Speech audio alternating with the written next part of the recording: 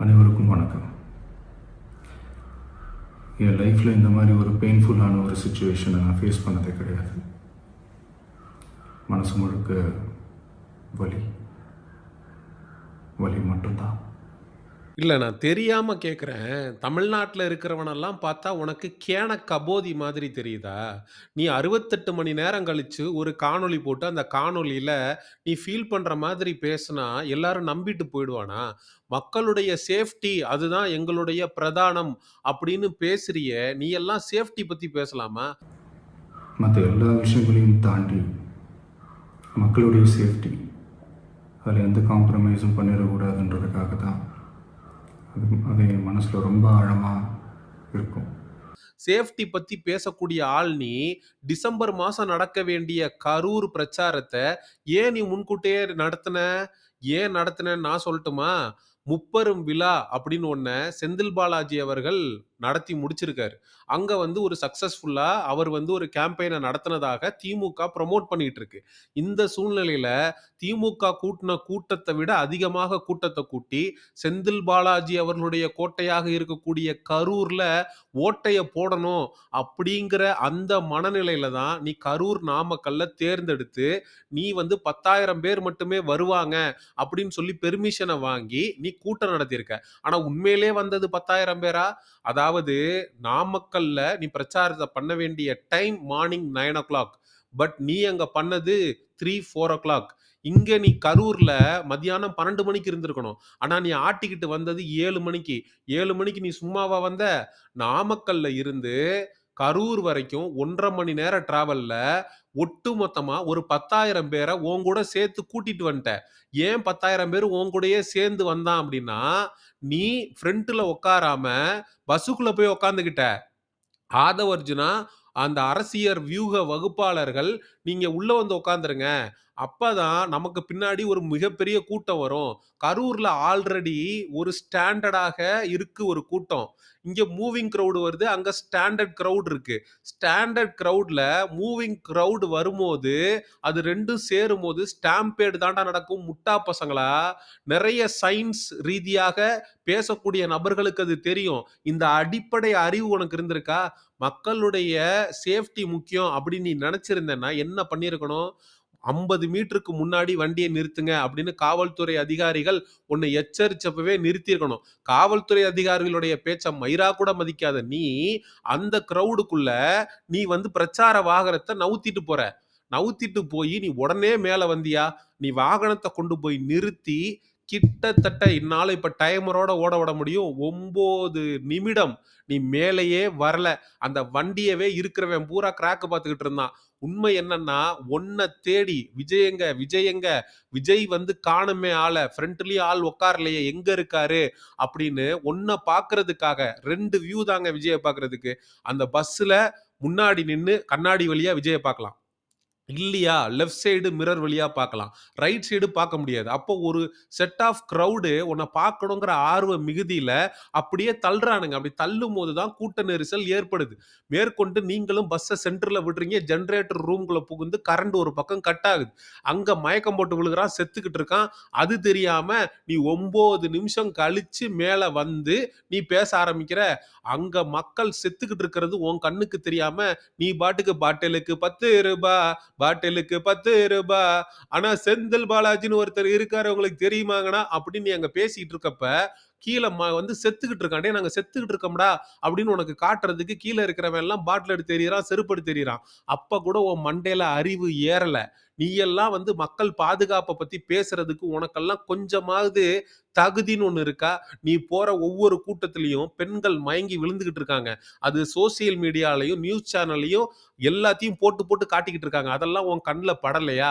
ஐயோ! நம்ம கூட்டம் போட்டா மக்கள் இவ்வளவு தூரம் கூடுறாங்களே, கஷ்டப்படுறாங்களே, நம்ம நேரத்துக்கு போய் நிக்கணுமே அப்படிங்கிற அறிவு வேணா.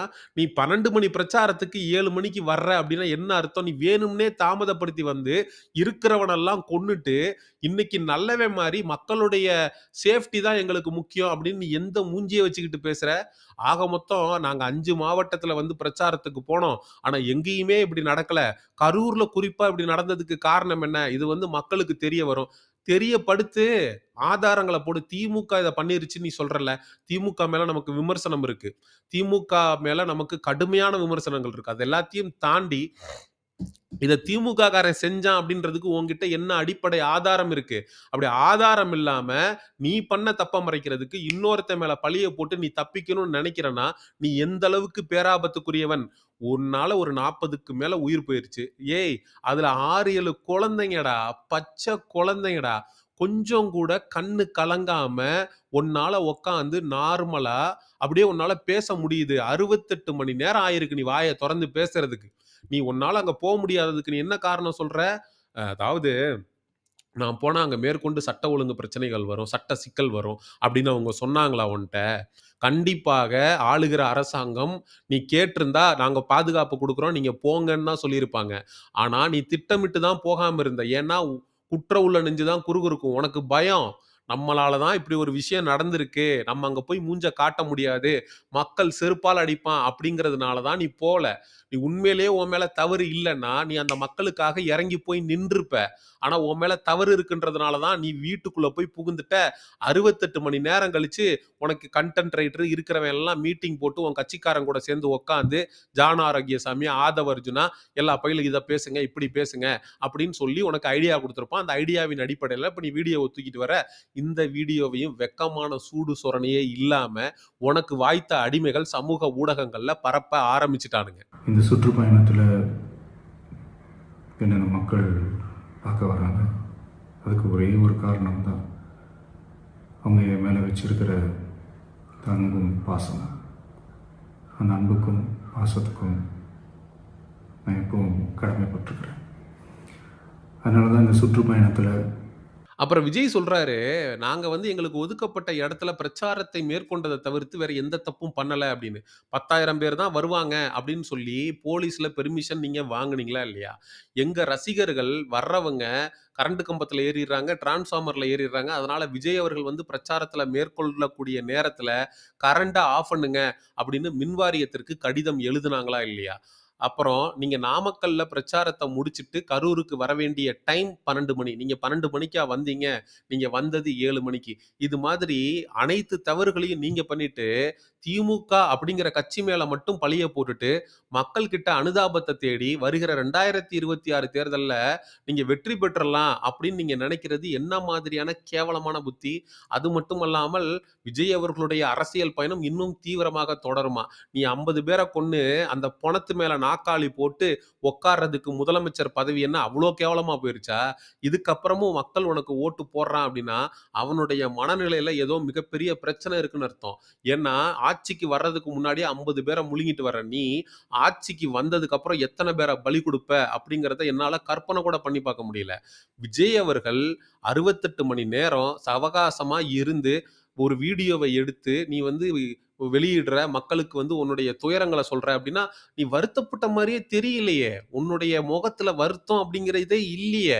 ஒரு சராசரியாக எவனோ ஒருத்தனுக்கு இத பார்த்து ஏற்படுற ஒரு வலியும், வேதனையும் கூட உனக்கு ஏற்பட்ட மாதிரி தெரியலையே!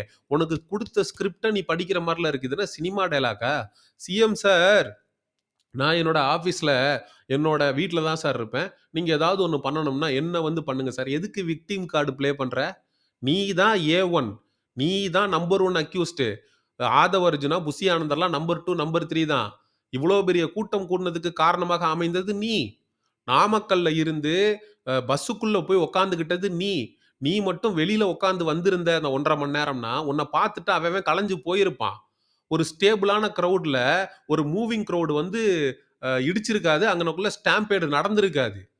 ஒட்டுமொத்தமா இருக்கிறவன பூரா கூட்டிட்டு நின்னுகிட்டு இருந்த கிரவுட்ல அடிச்சு, அவன் காலையில 7 மணிலருந்து சாயங்காலம் 7 மணி வரைக்கும் அவன் சோறு தண்ணி இல்லாம நின்னுட்டு இருக்கான். இருக்கிறவன பூரா நெருக்கடிக்கு உள்ளாக்கி கொன்னுட்டு, இப்ப கொஞ்சம் கூட மனசாட்சியே இல்லாம, "சிஎம் சார் நான் என் வீட்ல தான் சார் இருப்பேன். என் கட்சிக்காரங்க மேல நடவடிக்கை எடுக்காதீங்க சார். என் மேல எடுங்க சார்."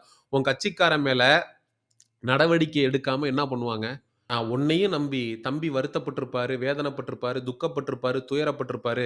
இது விபத்தா தான் நான் பார்க்கிறேன் அப்படின்னு விஜய் அவர்களுக்கு ஆதரவாக பேசிய நாம் தமிழர் கட்சியினுடைய தலைமை ஒருங்கிணைப்பாளர் அண்ணன் சீமான் அவர்கள நினைக்கும்போது தான் வருத்தமா இருக்கு. சீமான் அண்ணன், இவரை பார்த்தா ரொம்ப ஆபத்தான ஆள் மாரி தெரியுதுண்ணே.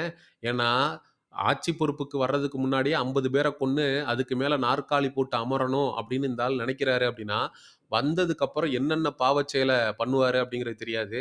இவருக்கு ஆதரவாக நின்னு, நம்மளுடைய கையிலயும் ரத்தக்கற படிய வேணாண்ணே, தயவு செஞ்சு கையெடுத்து கும்பிடுறேன். விஜய நம்புறீங்க அப்படின்னா, தயவு செஞ்சு அந்த நம்பிக்கைய குழி தோண்டி புதைச்சிருங்க. சிஎம் சார், நீங்க பழி வாங்கணும்னு நெனச்சீங்கன்னா, நான் ஆபீஸ்ல இருப்பேன், இல்ல வீட்ல இருப்பேன். என்ன பழி வாங்கிக்கோங்க சார். எங்க நிர்வாகி மேல கை வைக்காதீங்க சார். அப்படின்னு விஜய் அவர்கள் பேசுறத கேட்கும்போது, சிஎம் சார்,